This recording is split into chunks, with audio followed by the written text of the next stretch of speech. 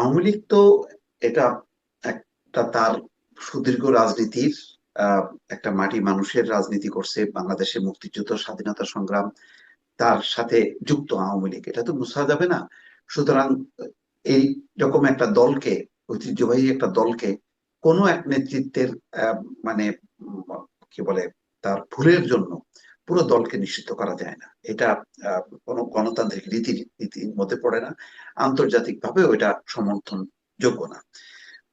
দেখেন, জাতিসংঘ যখন নাকি গণহত্যার ব্যাপারে একটা দলিল তুলে ধরলো, তারা কিন্তু এটাকে বলছে যে কতজন মারা গেছে, সবকিছু বলার পর একটা কথা কিন্তু বলছে যে যারা গণহত্যার সাথে যুক্ত তাদের বিচার হবে, কিন্তু দলকে নিষিদ্ধ করা যাবে না। এই কথাটা কেন বলছে? কারণ তারা জানে বাংলাদেশের রাজনীতি কি। বাংলাদেশের রাজনীতিতে এখন শেখ হাসিনাকে পরাজিত করার সমস্ত পক্ষ যেহেতু আছে, সুতরাং তারা এইরকম একটা দাবি তুলতে পারে। কারণ বা আওয়ামী লীগ নিজেই একটা এরকম একটা কাজ করছে যে জামাতকে আহ, নির্বাহী হুম। আদেশে তারা নিষিদ্ধ করছে। দেখেন, 15 বছর ধরে তারা নিষিদ্ধ কেন করেনি? করেনি কিন্তু ওই ডেমোক্রেটিক ভ্যালুসটা তারা মাথায় আছে বলেই অনেক চাপ ছিল কিন্তু আওয়ামী লীগের উপর, শেখ হাসিনার উপর বারবার আসছে যে কেন জামাতকে নিষিদ্ধ করা হচ্ছে না, জামাতকে নিষিদ্ধ করা হচ্ছে না। কিন্তু বারবার কিন্তু দেখবেন যে শেখ হাসিনা কিন্তু এড়িয়ে গেছে। কিন্তু শেষের দিকে তো আর তাদের মাথা ঠিক ছিল না, তখন একটা চূড়ান্ত ফ্যাসিজমের দিকে তারা গেছে এবং সেই ভুলটা তারা করছে। এখন ওই ভুলটা ধরে যদি আমি এখন করতে যাই, আজকের বাস্তবতায় মনে হবে যে আওয়ামী লীগ তো এখনই একটা সুযোগ, ওইটাকে আমি ফ্যাসিবাদের সংজ্ঞা দিয়ে আমি নিষিদ্ধ করি। তো 10 বছর পরে যখন আবার ওইরকম মনে হবে যে আচ্ছা, জামাত বিএনপি তো ফ্যাসিস্ট দল, এটা তো এই কাজগুলি অনেকগুলো পয়েন্ট, তখন কিন্তু আওয়ামী লীগ সমর্থকরা বা অন্য কোনো শক্তি যদি ক্ষমতায় থাকে, তারা কিন্তু বের করবে, বের করে কিন্তু ওই সুযোগটা নেবে, রাজনৈতিক অপব্যবহারের সুযোগটা পাবে। সেই কারণেই কিন্তু যে আর আওয়ামী লীগ মানে কি? আওয়ামী লীগ মানে তো শেখ হাসিনা না। আওয়ামী লীগ মানে তো এই লুটেরা পাচারকারী দল না। আওয়ামী লীগ মনে করেন একদম গোপালগঞ্জের একদম তৃণমূলে বা শরীয়তপুরের তৃণমূলে যে লোকটা বসবাস করতেছে, সে তো মনে প্রাণে বসবাস করে যে হাসিনা তো ভুল করছে, এটা তো বঙ্গবন্ধু ঠিক আছে, আওয়ামী লীগ ঠিক আছে। তার তো একটা আওয়ামী লীগ তো অনেক লম্বা ইতিহাস। সেই ইতিহাসের কোনো না কোনো অংশে সে দেখছে আওয়ামী লীগকে, সেই আওয়ামী লীগ সে ভালোবাসে, শ্রদ্ধা করে। সে মনে করে যে আওয়ামী লীগের বর্তমান নেতৃত্ব ভুল। এখন বর্তমান নেতৃত্ব ভুল বলে তার যে বিশ্বাস আওয়ামী লীগের প্রতি, সেই দলটাই নিষিদ্ধ হয়ে যাবে, তাহলে তার তো রাইটসটা সংকুচিত হলো। সেটা তাহলে কিভাবে প্রোটেক্ট হবে? সেটা কি হুম। কোনো রাষ্ট্রবিজ্ঞানে আছে যে আমি আওয়ামী লীগ করি, আওয়ামী লীগ ভালোবাসি, আওয়ামী লীগ করতে চাই, কিন্তু আওয়ামী লীগের আমি মনে করেন 2 লাখ লোককে আমি পছন্দ করি না। তো 2 লাখের পরেও তো মানে 2 লাখ মানে এক এক এক যে সে যদি ওই ব্যক্তিটা হয়, তাহলে সে কেন ভুক্তভোগী হবে? সে কেন তার গণতান্ত্রিক সাংবিধানিক অধিকার সে বঞ্চিত হবে? অনেকগুলো প্রশ্ন আছে। ফলে বিষয়টা অত সোজা না। আমরা হয়তো আমাদের ওই চেতনা দিয়ে আমরা বলতে পারি, কিন্তু দেখেন, সেই চেতনাটাও যদি করেন, সেই আগস্টের সেই চেতনা যারা, এখন তাদের ব্যাপারে পারসেপশনটা কি? সেই হুম। পারসেপশনের ব্যাপারে যদি এখন ভোট নেওয়া যায়, দেখা যাবে যে গণঅভ্যুত্থানের নেতারা ওই সময় তাদের যে জনসমর্থন, আজকে কিন্তু তারা জিরোতে। ঠিক এমন এরকমই আপনি যা জিরোতে বলছেন। তারা ইয়ানা ডাকসু বসু আফরোজ ডাকসু একটা নির্বাচনেও জিততে পারে না। জাতীয় নির্বাচন তো দূরের কথা, ডাকসু হুম। ডাকসু নির্বাচনেও জিততে পারে না। তাই এইভাবে যে নামছে, তো ভবিষ্যতে তারাও তাদের চরিত্রটা কি দাঁড়াবে? হুম। তাদেরও তো একটা ইতিহাস ঐতিহ্য আছে। এখন ধরেন সেই ইতিহাস ঐতিহ্য নেই, তারা চাঁদাবাজ, তারা দুর্নীতিবাজ। এখন দুর্নীতিবাজ চাঁদাবাজ বলে কি আপনি ওই জুলাই অভ্যুত্থানের সমস্ত নেতাদের রাজনৈতিক অধিকার, সাংবিধানিক অধিকার, আপনি এটা কি ক্লোজ করে দেবেন? এটা কি হয়? হয় না।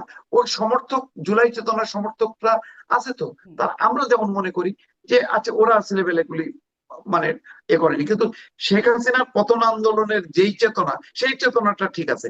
তাহলে সেই চেতনার অনুসারী, সেই চেতনাকে ধারণ করার, লালন করার অধিকার আমার আছে। সেই অধিকারটা তো আপনি খরচ করে কেড়ে নিয়ে বলতে পারেন না যে না, টোটালটাই ষড়যন্ত্র, জি, টোটালটাই আমার মনে হয় ভুল। আপনি একদম স্পষ্ট করেছেন আপনার অবস্থান, জনাব মোস্তফা ফিরোজ।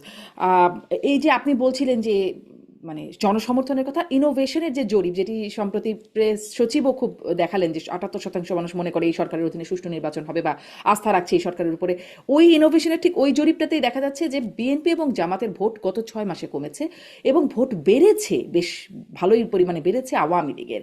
আমি আসলে ওই প্রশ্নটা একটু ডাক্তার জাহেদকেও যেটি করছিলাম, যে ডাক্তার জাহেদ বলছিলেন যে তাদের হয়তো এখন এরকম একটা প্রস্তুতি নিতে হতে পারে, বা যদি তারা ভাবে সেরকম একটা জায়গায় যে তাদের একটা প্রতি বিপ্লব বা প্রাইজিং, তারাও কেউ দিকে যাবে। আমি মাঝে মাঝে আওয়ামী লীগের নেতাদেরকে এই প্রশ্নটা করি যে তারা যখন বলেন এগুলো সব ষড়যন্ত্র হয়েছে, তখন আমি প্রশ্ন করি, ধরলাম যদি ষড়যন্ত্র হয়, ষড়যন্ত্র না করে আসলে উপায় ছিল কোনো?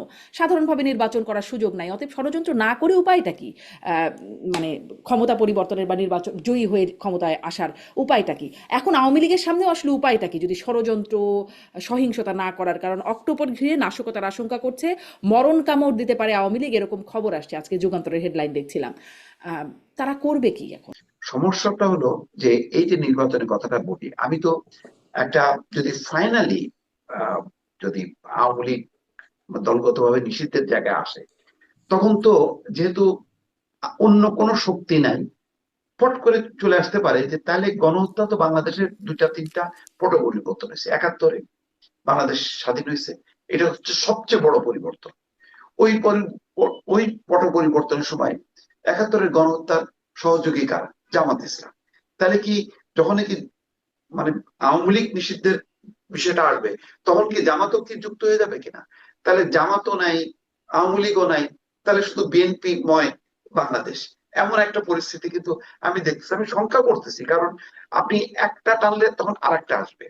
তো সেই কারণে এই আদৌ এই পুরো প্রক্রিয়াটা কিভাবে দেখা হবে, কোনভাবে দেখা উচিত, এটা নিয়ে আমার মনে হয় আরো গবেষণা করা উচিত। কারণ আহ, মানে এখন মনে হচ্ছে যে সবচেয়ে বাংলাদেশের গত 50 মানে 54 বছরে সবচেয়ে বড় গণহত্যা হয়েছে আহ, মানে 24-এ, যেটা আওয়ামী লীগের দ্বারা সংগঠিত হয়েছে।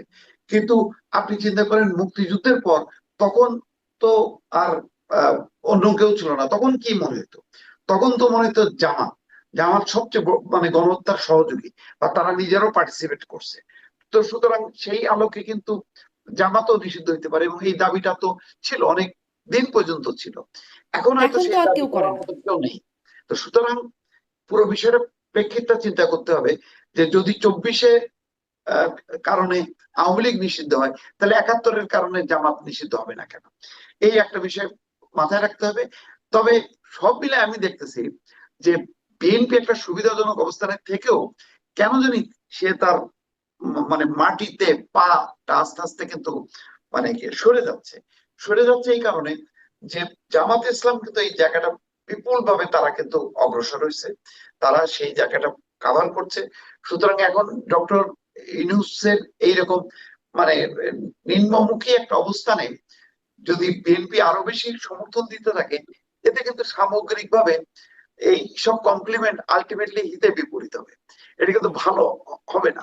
কারণ 1 বছর আগে ডক্টর ইউনূসের যে ভাবমূর্তি, যে জনসমর্থন, এখন যে কোনো বিচারে সবাই বলবেন যে এখন অনেক বেশি নিম্নগামী। তো নিম্নগামী একটা অবস্থানকে যদি বিএনপি এখন সাপোর্ট করতে থাকে, তাহলে এমনিতেই জামাত আন্দোলনে আছে, ফোকাস পয়েন্টে আছে। আওয়ামী লীগ নিষিদ্ধ করো, সহযোগীদের সব নিষিদ্ধ করো, ফলে যত এইগুলি নিষিদ্ধ হবে তত বেশি কিন্তু বিএনপি শক্তিশালী হবে না, হবে হচ্ছে জামাত। সেই কারণে আমি বিএনপির এই কমপ্লিমেন্ট সত্ত্বেও বিএনপির রাজনৈতিক ভবিষ্যৎ নিয়ে কিন্তু আমি চিন্তা করছি যে কি দাঁড়াবে শেষ পর্যন্ত।